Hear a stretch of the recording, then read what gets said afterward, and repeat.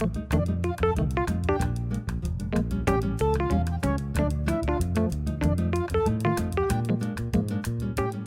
admire a guy called Ernest Shackleton, who's a British explorer, Antarctic explorer, who just showed incredible leadership in extremely challenging circumstances, and it's the sort of leadership that we like to see from the Australian government.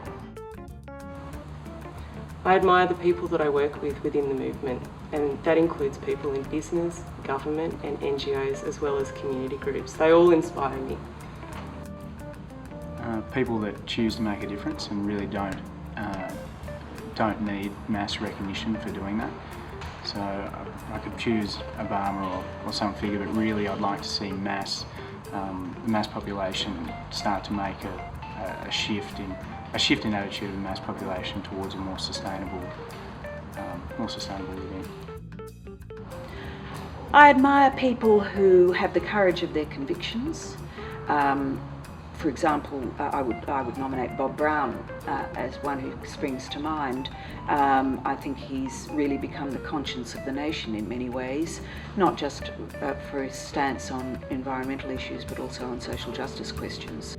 I am also greatly admiring of people who volunteer their time for no personal reward, and the people who do the hard jobs anonymously. My mother died recently, and she was in a nursing home for 18 months or so. And the people who work in those sorts of industries, in childcare, in aged care, who get on with the job day in and day out of doing those thankless jobs of looking after the marginalised and the, all of those things. I have undying admiration for those people. I gave this question a bit of thought, and there's probably not one person that stands out. I guess from a personal perspective, I admire my family for the values and beliefs they've instilled in me over the years.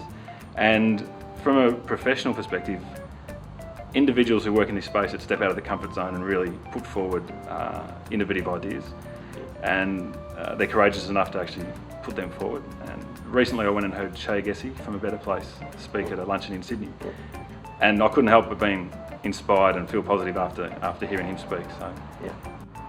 I'd have to say it's probably two strange ends of the spectrum. One is from a business perspective, and the attention he can bring to issues could bring to issues if he so desired, is Richard Branson. I think he's an amazing business person, but obviously he has some faults around, he runs airlines and all that sort of thing. Again, it comes down to that whole consumerisation. But on the other end of the spectrum, someone I really admire is David Attenborough. I think he's just inspirational, and he's got so much, he's so dynamic when he speaks about the environment. Well, look, quite a lot of people throughout history, but if we're talking about the environment, look, the two groups I admire are the two groups I'm trying to bring together in Eco-Investor. I really admire the environmental entrepreneurs who start off with an idea and try and develop it, whether it's technology or a business plan or a service, into a viable business. And I admire the investors as well, because they've made a decision about how they're going to spend their money, and it's not an easy decision. It's not easy to do it successfully. So I admire both of those groups. Look, there isn't anyone specifically that I admire, but I do admire a lot of people at all different levels. And for me, it's about people that work hard and really work to a strong set of values founded on responsibility and managing their own impacts. There's no one specific person except my mum. I'd probably say people that are not afraid to speak out against the masses.